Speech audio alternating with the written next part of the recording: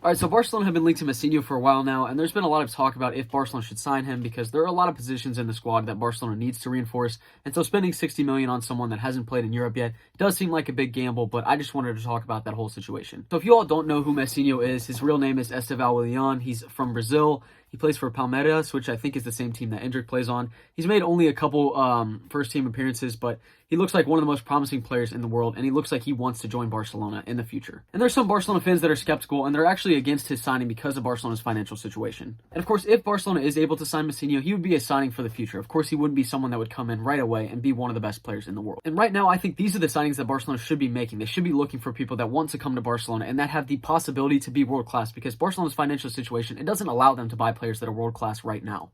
But of course, people are worried about spending possibly 60 million on a player that hasn't played in Europe yet. It is a big risk. But at the same time, I think this is a risk worth taking for Barcelona because he looks like one of the most promising players in the world. And if he signs for another club, it will be really difficult for Barcelona to sign him in the future. And I don't know if this could just be me, but I feel like at times Barcelona just needs a difference maker. They need someone that's actually just really enjoyable to watch. And who knows how Messinho's career is going to end up, but it's possible that he could be that player for Barcelona in the future. And there have been times in Barcelona's history, especially under Bartomeu, where they signed a lot of mediocre players and they just never really made an impact on the first team. And of course, that's a way to attempt to get immediate results, but I just don't feel like that's the best bet for Barcelona's future. And of course, one of the positions that Barcelona fans have been worried about is a defensive midfielder, and rightly so. And some Barcelona fans say that they would rather spend 60 million on a defensive midfielder than on Esteval. But for me, I don't think there's a defensive midfielder for 60 million that's on the market that fits Barcelona's exact needs. There are some interesting prospects on the market. Some Barcelona fans want Joshua Kimmich. I just don't think that's a very good idea. Bayern Munich are looking for a defensive midfielder right now, so that's kind of telling. There's also Zubamendi from Real Sociedad, and Barcelona and Xavi tried to sign him in the summer, and he just did not want to leave Real Sociedad. So if there was a great defensive midfielder on the market for around 60 million that wanted to join Barcelona and that seemed like he would fit the Barcelona team, then